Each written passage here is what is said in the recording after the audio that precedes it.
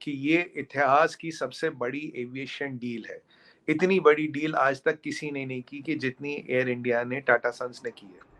Total $100 billion, $100 billion, million की बात नहीं कर रहे, $100 बिलियन की। देखिए, सबसे बड़ी एयरलाइन जो दुनिया में है वो 3 अमेरिकन एयरलाइंस है, फिर एमिरेट्स आती है। अब इस एक्विजिशन के बाद एयर इंडिया 5वीं बड़ी एयरलाइन बनेगी, एयर इंडिया बनेगी वर्ल्ड। तो उनके तो एयरबस में शेयर है नहीं, ना उनके मामा जी शेयर होल्डर है। जी। और यहाँ जो बाइडेन ने मोदी जी को फोन करके कांग्रेचुलेट किया, थैंक यू किया। अब जो बाइडेन का परिवार या जो बाइडेन भी शेयर होल्डर नहीं है। और यहाँ ऋषि सुनाक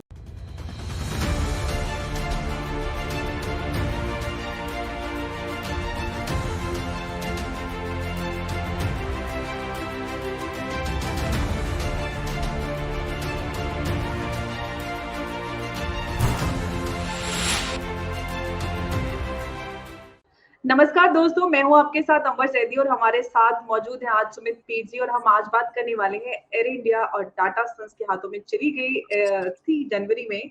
और ये कहा जा रहा था कि घाटे में चल रही ये एयरलाइन जो बंद होने के कगार पर थी, वो किस तरह से टाटा सन्स के हाथों में जाते ही एक मानो उसके एकदम पंख लग गए हों। और जो एयरलाइंस घाटे से उबर नहीं पा रही थी, आज वो दुनिया की सबसे बड़ी एविएशन डील कर रही है।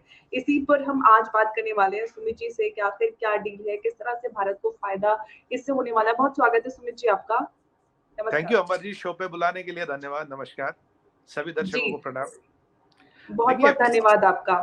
सुमित जी, मेरा सवाल आपसे ये है कि एयर इंडिया को लेकर जो ये बड़ा काफ़ी चर्चा हो रही है कि एयर इंडिया ने काफ़ी बड़ी डील की, इनफैक्ट अब इतिहास की सबसे बड़ी एविएशन की डील है। तो मैं आपसे ये समझना चाहती हूँ कि आखिर ये डील क्या है जिस पे इतना बड़ा पैसा और इतिहास की। देखिए अंबर जी, सबसे पहले हमें समझना पड़ेगा कि ये इतिहास की सबसे बड़ी एविएशन डील है। इतनी बड़ी डील आज तक किसी ने नहीं की कि जितनी एयर इंडिया ने टाटा सन्स ने की है। टोटल $100 बिलियन, मिलियन की बात नहीं कर रहे, $100 बिलियन की हम बात कर रहे हैं। और ये जो 100 बिलियन है, 2-3 चीजें बताऊं। 100 billion is 3 times of Pakistan GDP. 100 billion 142 कंट्रियों के जीडीपी से ज्यादा। 142 कंट्री है 200 में से, जिनका 100 बिलियन का जीडीपी नहीं है। और ये this deal is equivalent to कितना 30 times the foreign exchange reserve of Pakistan. ये थोड़े कुछ पॉइंट बता दें आपको। देखिए, इस डील के पीछे एक बहुत बड़ी सोच है। ये डील को आप आइसोलेशन में ना देखिए। और आपको बताओ, ये 500 जहाज जो हमने खरीदे हैं, अभी 1500 जहाज हम और खरीदने वाले हैं। बाकी एयरलाइंस का जो आएगा, 1500 जहाज और आएगा। पॉइंट क्या है? पॉइंट ये है कि देखिए, सबसे बड़ी एयरलाइन जो दुनिया में है वो 3 अमेरिकन एयरलाइंस है, फिर एमिरेट्स आती है। अब इस एक्विजिशन के बाद एयर इंडिया 5वीं बड़ी एयरलाइन बनेगी, एयर इंडिया बनेगी वर्ल्ड में। और इसका जो फुटप्रिंट है वो ग्लोबल होगा। पहली एयरलाइन जिसका फुटप्रिंट ग्लोबल है, क्योंकि सबसे ज्यादा अगर डेस्टिनेशंस की बात करें तो एमिरेट्स जाता है। एमिरेट्स जैसा कोई इतनी डेस्टिनेशंस कोई कवर नहीं करता। तो Air India will become a global airline और India will become a global air player. पहली बात। दूसरी बात, अमर जी थोड़ा हिस्ट्री में जाते हैं। इंडिया का जो डोमेस्टिक एयर मार्केट है, इसका CAGR 25% है, 20 से 25%, which is highest in the whole world. इतना CAGR किसी का नहीं है। अभी मेरे हिसाब से हमारे पास 200-250 एयरपोर्ट हमारे पास करीब ऑपरेशनल है। और आने वाले टाइम में हम इनको और बढ़ा रहे हैं। और ऑपरेशन उड़ान चालू है। ये दुनिया में अगर एविएशन कहीं बढ़ेगी, इंडिया में बढ़ेगी, पहली बात। दूसरी बात, हमारा अपना सारस और हमारा अपना दूसरा जहाज 32 और 72 सीटर वाला भी रेडी है। हमारा कावेरी इंजन की भी ऑलमोस्ट टेस्टिंग रेडी है। अब 6 कंपनियां इंडिया में इंजन बना रही है। तो हम एयरक्राफ्ट मैन्युफैक्चरिंग की ओर पूरे अग्रसर है। LCA हमारा बन चुका है। LCA ने हमने नेवल एयरक्राफ्ट कैरियर पे भी लॉन्च कर दिया। ये मैं आपको सारी कड़ियां जोड़ जोड़ के बता रहा हूँ क्या हो रहा है। हमने नेवल एयरक्राफ्ट कैरियर पे भी लॉन्च करा लिया। राफेल हम ले रहे हैं। हमने 1000 हेलीकॉप्टर बनाने की फैक्ट्री लगा ली है। हमारे LCH की ऑलरेडी डिमांड है। तेजस का मार्क 2 का टेंडर आ गया। एमका इज ऑन द पाइपलाइन। तो मतलब काफी सारी चीजें एक साथ हो रही है। और हमारे इक्विपमेंट की डिमांड हर जगह 2.5 1.5 बिलियन डॉलर का एक्सपोर्ट है हमारा। और 2025 तक 5 बिलियन करना है। ये तो हो गया मिलिट्री साइड। कमर्शियल मैंने आपको बता दिया। कमर्शियल में और एक चार्टर्ड वाला भी आपने, हम काफी नाम सुनते हैं, चार्टर्ड फ्लाइट ये वो। अभी जी। जो हमारा टारगेट था पहले, हमारे पास जो टारगेट था वो करीब करीब हम 4000 चार्टर्ड फ्लाइट्स साल में यूज करते थे, आज से 8-9 साल पहले।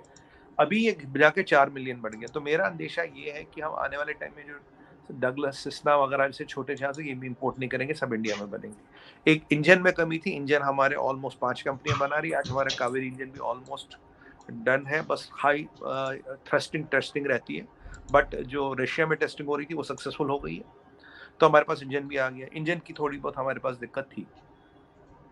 अब इन सब चीजों को अगर आप देखेंगे तो हम करना क्या चाहते हैं, यहाँ मैं आपको बता दूं, राफेल का एमआरओ हब इंडिया में बन रहा है। एमआरओ इस मेंटेनेंस रिपेयर ऑपरेशन को ओवरहॉलिंग भी कहता है। एमआरओ हब राफेल का इंडिया में बन रहा है। जन इस रीजन में जहां भी कहीं राफेल होगा उसकी सर्विसिंग रिपेयर इंडिया में होगी, और धीरे धीरे हम इंडिया को एमआरओ हब बना रहे हैं, इंडिया को एविएशन हब बना रहे हैं।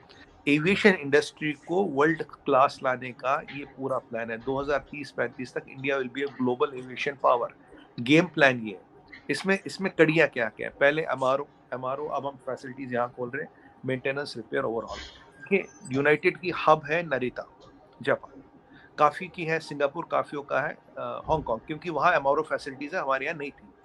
अब इसके बाद आने से एमआरओ फैसिलिटीज खुलेंगी, हमारे पहले एमआरओ फैसिलिटीज खुली। और आपको आज एक और बात बताऊं, आपको बहुत जल्दी पता लगेगा, मेरे पास कुछ सोर्स बेस्ड इन्फॉर्मेशन है। लोकहीड मार्टिन का 2 रिपेयर्स मेजर रिपेयर सेंटर्स है, एक है अमेरिका में, एक है कनाडा में, तीसरा रिपेयर सेंटर इंडिया में खुल रहा है। राफेल का सेंटर इंडिया में खुल रहा है, एमआरओ हम खोल रहे हैं। टाटा सबसे बड़ी एविएशन डील कर रहा है, 250 एयरबस को और 220 बोइंग को दिए, और 30 जहाज लीज कर रहे हैं। उसके बाद हमारी प्राइवेट एयरलाइनें डील करेंगी। इंजन हमने बना लिया है। एलसीएच हमारे एलसीएच की भी डिमांड ऑलरेडी 12-15 कंट्रियों से आ गई है। एलसीए की तो डिमांड है ही 17 कंट्रियों से। हेलीकॉप्टर बनाने की 1000 वाली फैक्ट्री हमने लगाई। एमआरओ हम बना रहे हैं, एविएशन हब हम बना रहे हैं, इससे जॉब्स हम क्रिएट कर रहे हैं। गेम प्लान क्या बड़ा, अगर आप रूपरेखा देखें तो make India as aviation hub. और आने वाले टाइम में इंडियंस एविएशन बिजनेस बाय 2030 और 35 विल बी $1 ट्रिलियन बिजनेस। इसको $1 trillion business will generate millions of jobs.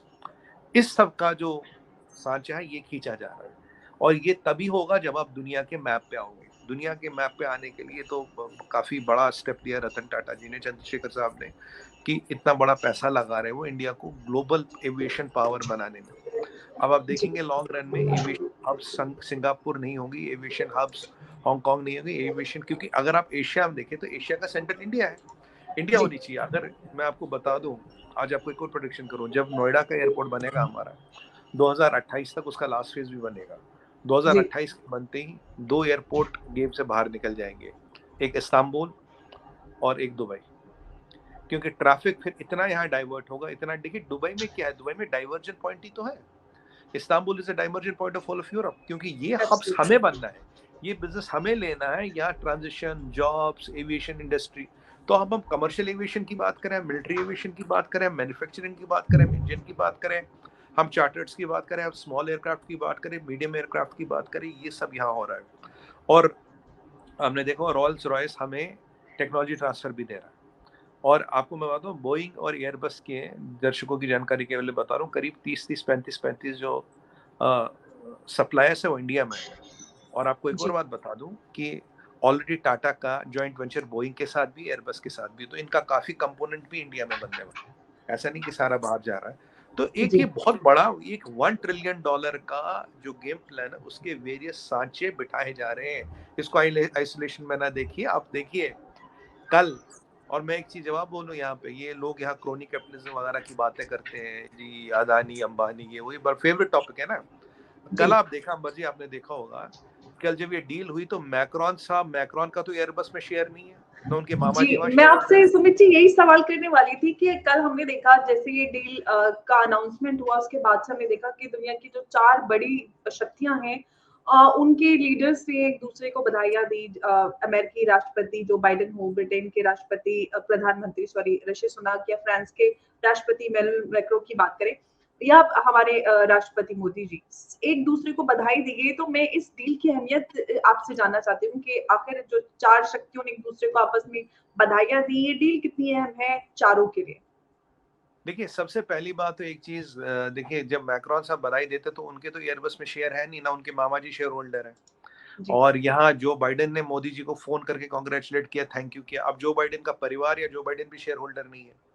और यहाँ ऋषि सुनाक ने तो ये भी बताया कितनी नौकरी आएंगी, कितना रेशिया, और उन्होंने ऋषि सुनाक खैर ये बोला टेक्नोलॉजी ट्रांसफर पूरा इंडिया को देंगे, जो इंडिया के लिए अच्छा है।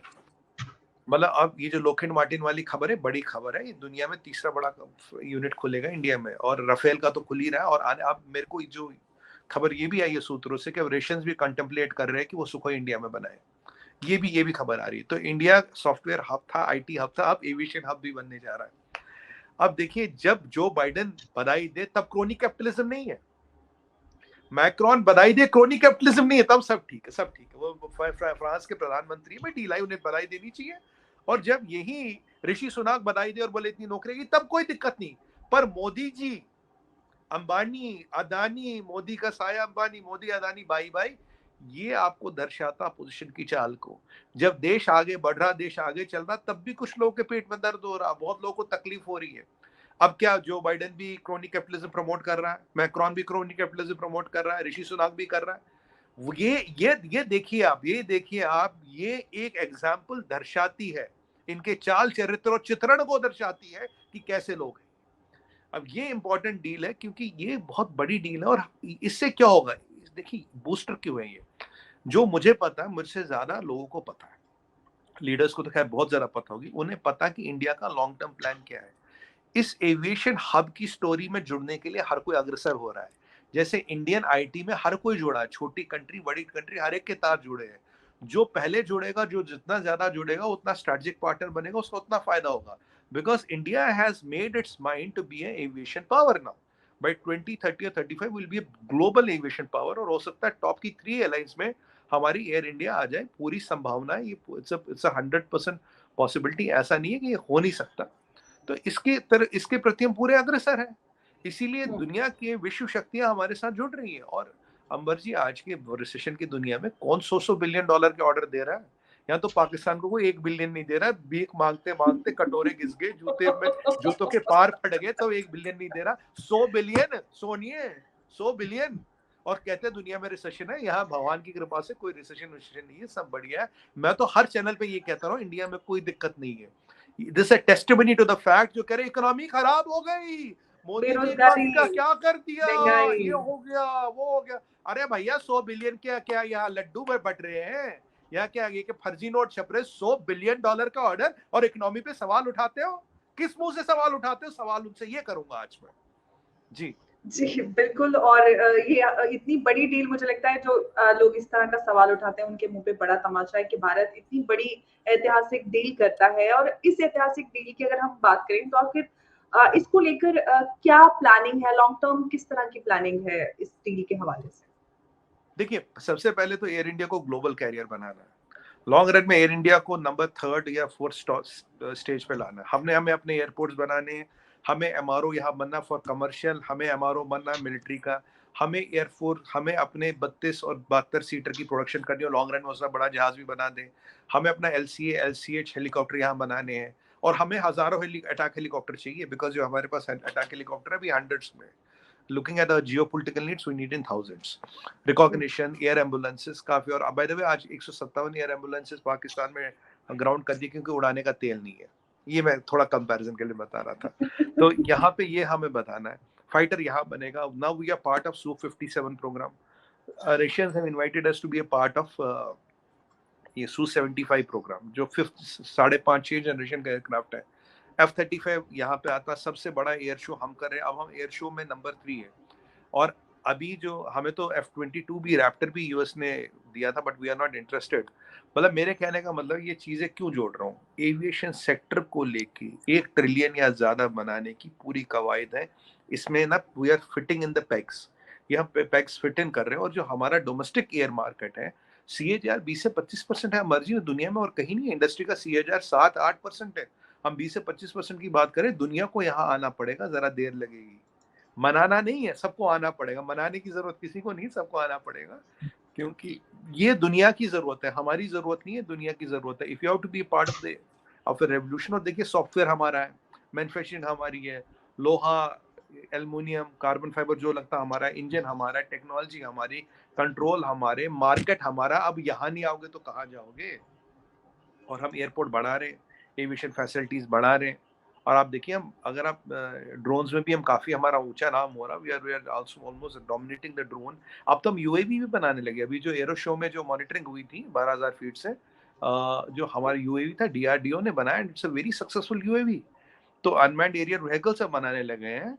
और अब सोरेन ड्रोन्स की बात करें, सोरम ड्रोन्स की बात करें, we are kind of leading the all the way.